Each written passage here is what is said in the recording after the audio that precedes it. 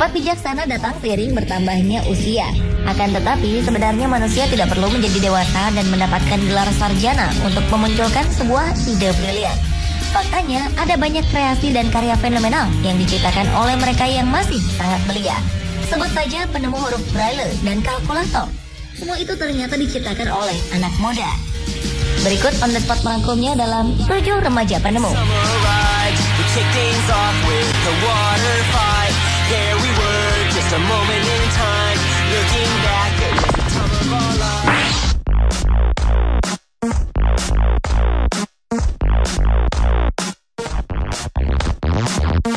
Penemu kalkulator pertama di dunia adalah Blaise Pascal.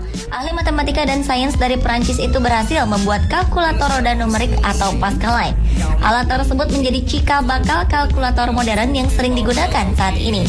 Blaise Pascal lahir di kota Clermont, Prancis, 19 Juni 1623. Ia adalah anak dari Etienne Pascal, ilmuwan dan matematikawan. Waktu kecil, Pascal memiliki minat lebih terhadap ilmu pengetahuan alam dan matematika. Ia tak pernah mengenyam pendidikan di bangku sekolah dan hanya belajar kepada sang ayah serta guru pribadinya. Namun, ia belajar dengan cepat. Di usia 13 tahun, ia menemukan rumus segitiga Pascal. Karena itu, ia pun diikutkan dalam diskusi matematikawan Prancis bersama ilmuwan besar seperti Descartes, Fermat, dan Roberval. Dari perkumpulan itulah ia mulai menemukan ide untuk membuat Pascaline. Alat itu diciptakan ketika usianya menginjak 18 tahun. Pascaline diciptakan untuk membantu pekerjaan sang ayah sebagai pemungut pajak. Pascaline mampu melakukan penjumlahan, pengurangan, dan pembagian dengan cepat. Penemuan Pascal itu menarik perhatian masyarakat luas. Ia pun dengan penuh semangat menerangkan cara kerja alat tersebut di hadapan para ilmuwan Prancis. Namun pemerintah kurang tertarik untuk memproduksi alat itu karena berukuran besar dan biaya produksi tinggi. Pascal tak langsung putus asa. Dia segera mematenkan karyanya itu sebelum ditiru. Pascaline itu kemudian disempurnakan matematika Jerman, Gottfried Wilhelm von Leibniz, yang menambahkan perkalian di alat tersebut. Get your hands up. Put that hands up.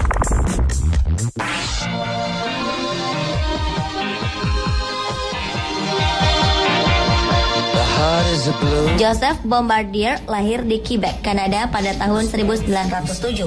Tinggal di negara tersebut berarti ia harus menghabiskan hidupnya terperangkap dalam musim dingin yang ekstrim. Ketika berusia 15 tahun, Joe muda yang hobi dengan mengotak-atik mesin pun mulai membuat rancangan dari mobil usang keluarga. Ia pun kemudian berhasil membuat mobil jangkar lama menjadi sesuatu yang baru. Dan lahirlah snowmobile atau mobil salju.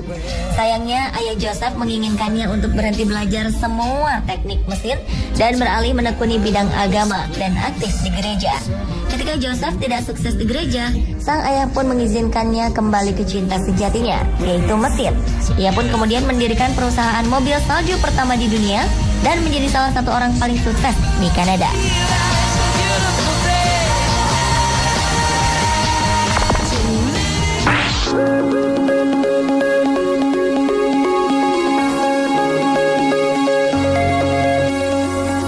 Pada usia 3 tahun, Louis Braille kecil tertusuk di matanya ketika ia bermain dengan alat pertukangan sang ayah dan berakhir pada kebutaan karena terkena infeksi. Untungnya Louis lahir di Prancis, satu-satunya negara yang mempunyai sekolah untuk anak buta di tahun 1800-an tersebut.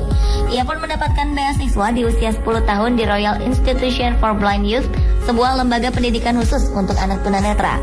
Dan ia menjadi anak yang pintar karena banyak yang bisa ia pelajari meski hanya dipelajari dengan mendengarkan.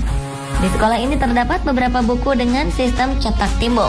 Buku-buku ini memuat huruf-huruf berukuran besar yang dicetak timbul pada setiap halamannya. Karena ukuran huruf-hurufnya yang besar, ukuran bukunya pun terbilang besar sehingga harganya sangat mahal. Louis muda pun berhasil melahap semua buku ini di perpustakaan sekolahnya. Suatu hari pada 1821, seorang kapten angkatan bersenjata Prancis, Charles Barbier, berkunjung ke sekolah Louis. Barbier mempresentasikan penemuannya yang dinamakan night writing, sebuah kode yang memungkinkan pasukannya berbagi informasi rahasia di medan perang tanpa berbicara atau menyalakan sensor untuk membacanya.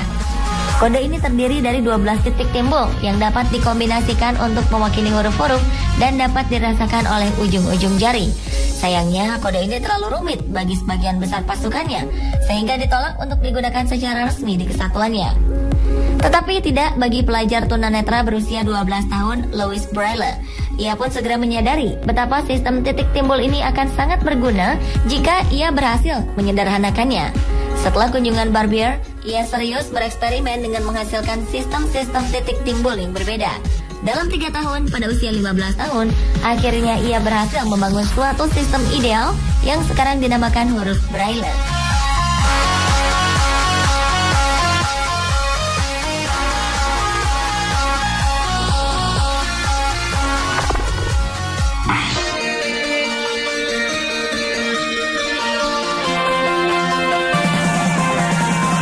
Jack Andraka yang merupakan kelahiran Maryland, Amerika Serikat ini menjadi salah satu ilmuwan muda yang populer dengan hasil penemuannya. Wajah dan karyanya telah banyak diperbincangkan dalam berbagai media, mulai dari majalah Time, Forbes, hingga BBC.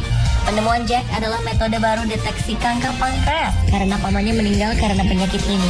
Dengan segenap hati dan upaya, Jack terus belajar dan melakukan percobaan serta penelitian dengan ratusan penolakan dari laboratorium, tepatnya hingga 199 kali akan proposal penelitiannya.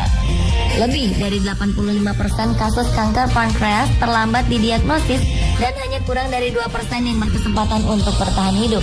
Untuk membantu mendeteksi kanker ini sejak dini, Jack mengembangkan tes deteksi dini yang super murah, efektif, dan non-invasif. Semua ini ia lakukan sebelum ulang tahunnya yang ke-16. 199 kali penolakan rupanya tak membuat Jack menyerah hingga laboratorium Johns Hopkins University menjadi tempatnya bereksperimen. Di laboratorium tersebut ia membangun perangkat yang menggunakan strip murah, kertas filter, karbon nanotube, dan antibodi sensitif terhadap mesothelin, protein yang ditemukan dalam kadar tinggi pada penderita kanker pankreas. Ketika dicelupkan dalam darah atau urin, mesothelin yang mengandung antibodi ini akan terdeteksi perubahannya. Pada tes awal, penemuan Jack menunjukkan akurasi 100%. Hal ini juga dapat mendeteksi kanker lebih awal. Harganya sangat murah, hanya 3 sen atau sekitar Rp3.000. Penemuan ini membuat Jack yang masih duduk di SMA memperoleh penghargaan tertinggi dari Intel Science Fair tahun 2012.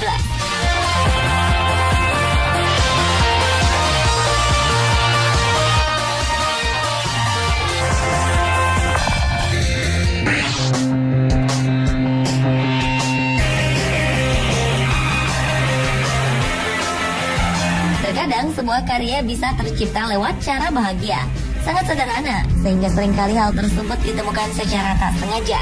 Pada sebuah musim dingin tahun 1905, seorang bocah berusia 11 tahun bernama Frank Epperson diketahui sedang duduk di depan rumahnya di San Francisco.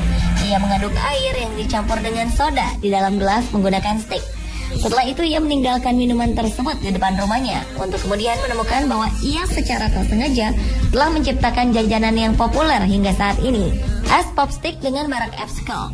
Saat anak-anak, ia mempopulerkan Epsicle pada teman-temannya, dan ketika dewasa, ia mempopulerkannya kepada anak-anaknya di mana mereka menyebutkannya sebagai popsicle, dan nama tersebut bertahan hingga kini. Epperson mengajukan hak paten untuk jajanan ini di tahun 1923. Dan kemudian dijual secara luas mulai tahun 1929.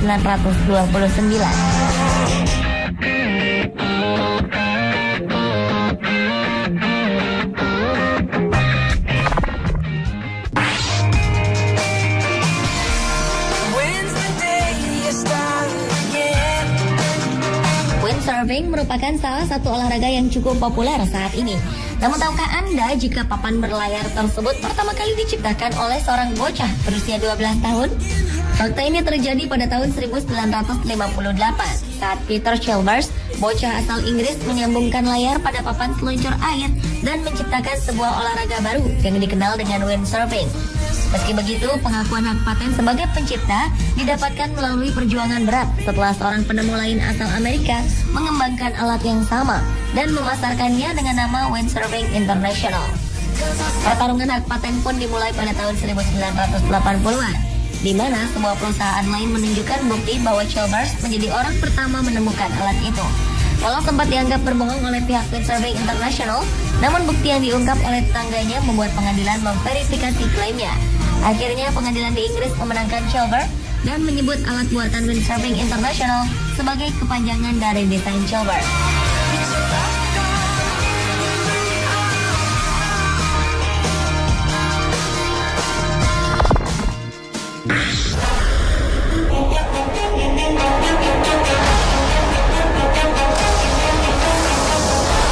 Bagi Paul Heyman, remaja asal Long Island, Amerika Serikat, ia sangat mengetahui kesulitan yang dihadapi oleh para pemadam kebakaran, khususnya saat berada di dalam ruangan yang dipenuhi asap hitam.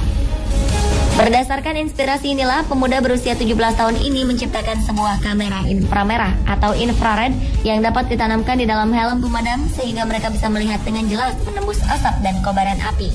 Tidak hanya itu, Paul juga berhasil menciptakan sebuah sensor untuk mencegah penyebab kebakaran yang umum terjadi di rumah dengan cara mendeteksi saat benang di pengering pakaian terindikasi beresiko terbakar dan kemudian melepaskan zat karbon dioksida untuk memadamkan resiko itu.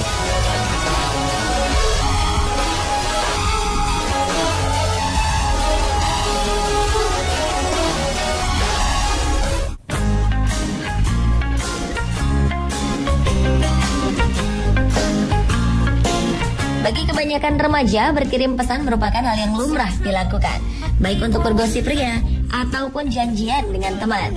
Tapi bagi Alexander Kendrick, berkirim SMS memiliki fungsi yang lebih penting, yakni menyelamatkan nyawa peneliti atau penambang yang terperangkap jauh di dalam goa. Butuh waktu hingga berhari-hari untuk menyelamatkan para korban yang terperangkap di dalam goa karena faktor komunikasi yang sulit dilakukan. Radio transmitter biasa atau sinyal ponsel tentu saja kesulitan menembus tebalnya bebatuan.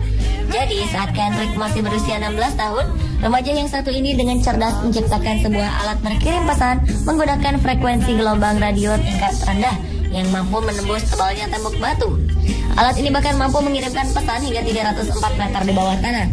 Makanya tak heran jika kemudian para pakar percaya jika alat yang diciptakan itu juga bisa digunakan para peneliti untuk mengumpulkan informasi mengenai sebuah goa tanpa harus masuk ke dalam.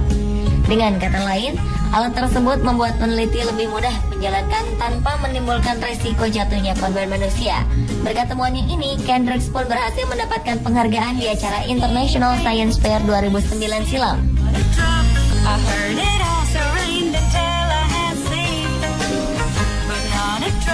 Pemirsa, itulah 7 remaja penemu versi On The Spot.